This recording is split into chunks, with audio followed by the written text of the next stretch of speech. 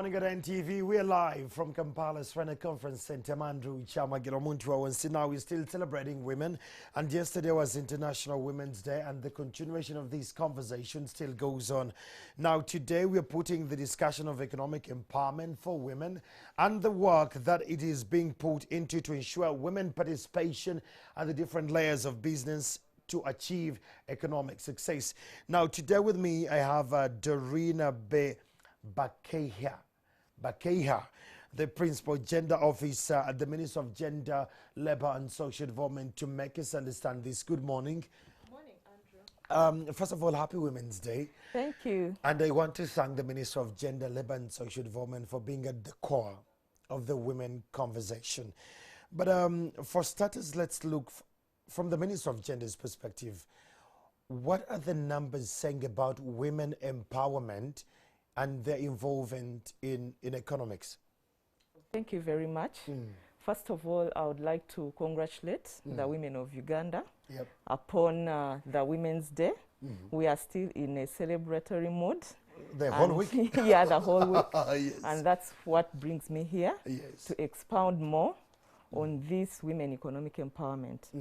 As the Minister of Gender, we really take it serious because we know what women's economic empowerment translates to in terms of other aspects of a woman's life, but also as a nation of the entire economy. In terms of numbers, we see women representing 90% of the population that is of employment age, that is of a productive age, as compared to 92 point something of men. But we also see women representing the biggest percentage in the informal sector, about 52 point something.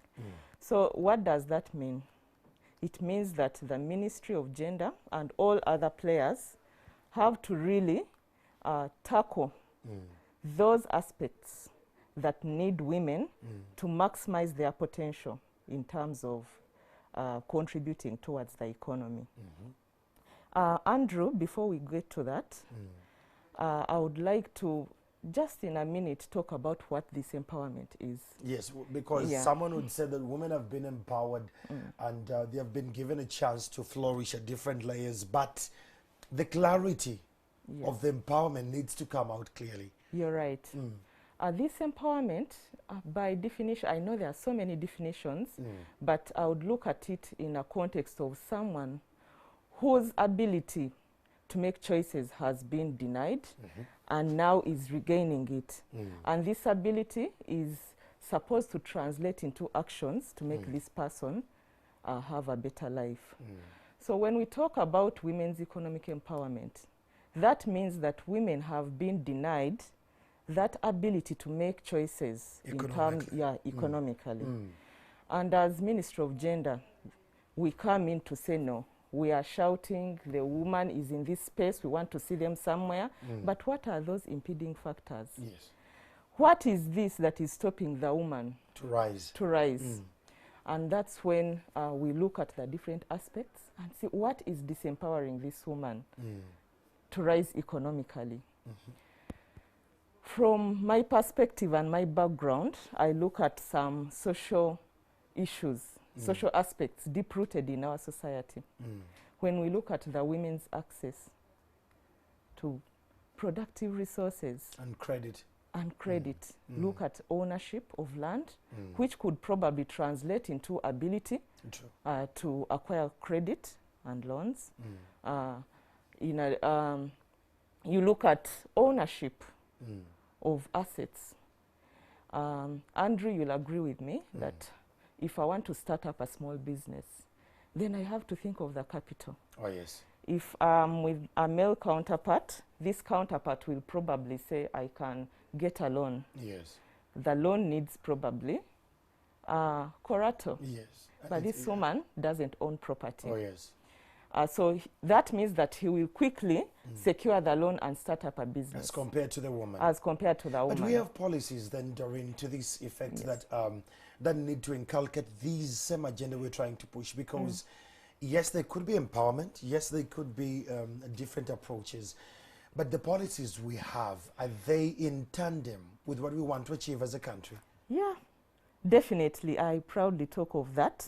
As the Minister of Gender, we've really moved strides in terms of policy development.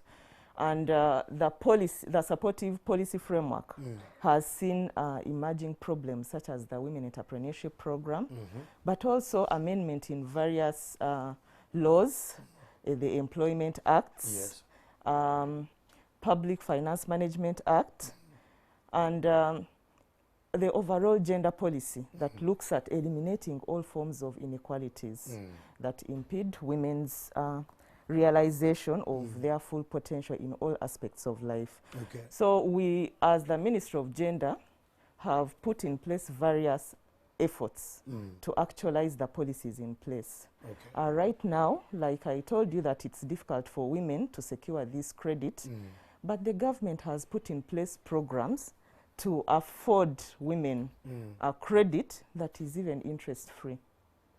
But do the women on the ground know that these there are facilities of that in that regard? Because the lack of information at one or different layers, it clouds the judgment of the policies running.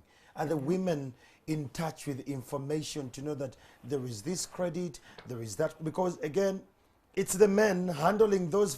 That is what beats my understanding.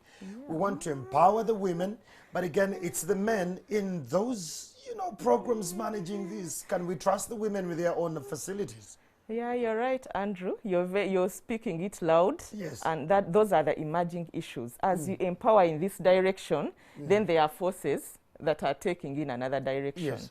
Recently, during the Women's Week, we were able to reach out to some women in business, in markets, and get their views. And it came out loudly that actually there is a lot of economic violence as a result of us empowering the women. Sure. The women are saying, yes, you've given us the money, we are doing the business, and probably making some profit. But this is not translating to our empowerment economically. I still remain indebted. I have debts here and there. I'm still poor. Nothing of has changed because the man has relegated his role. He's saying, now that you have the money, you pay can the take school care of fees, everything. buy food at home, meet all the bills, and you still remain the same woman. But Andrew, we always anticipate all those, and I can proudly say that the ministry is already aware of that. And what is the ministry doing about them? Yeah, we have a national male engagement strategy, involvement strategy. Engaging men. Yes, where they are supposed to be involved in all our programming as we empower the women. Okay. That means that the man will appreciate the role of the woman's contribution and know that together they can actually do much better than relegating his role and bringing down this woman. Okay, as we're finalizing this conversation, Doreen, how do we walk the talk? Yes. You, the ministry, you're doing your part, but we as countrymen, how do we plug in the bigger conversation? Yeah, Andrew, I think we can really walk the talk. We are working tooth and nail to ensure that we involve men as much as possible to appreciate this women economic empowerment. To know that actually if the country is to realize that economic growth, then we cannot leave behind this vast majority of women who are the largest participants in the informal market, in the informal sector. But also, we are saying women are doing quite a lot of contribution, which is not valued, what we call the unpaid care work. The whole day I'm doing a lot of work, which when translated into monetary value would really translate into a lot of contribution in terms of Uganda's economy. So we are working hard in terms of our programming to make sure that this work can be amplified, can be recognized and valued, but also supportive infrastructure policies can be put in place to enable women do that work and still be able to participate in the labor market. Oh, there you have it. That is Doreen Bakeha, the Principal Gender Officer from the Ministry of Gender, Labour and Social Development. Listen, they have a program that is calling men to get on board, and we understand the programs they're running in regards to empowering the women financially. If she's empowered financially, it doesn't mean that you just let your role go below the carpet because, I mean, now she's earning. The change has to start with you. Allow her to get empowered financially, but you must carry on your role as a man. I'll be back shortly. It's still a morning at NTV, and we're in a week of the women, and we need to plug into the bigger conversation.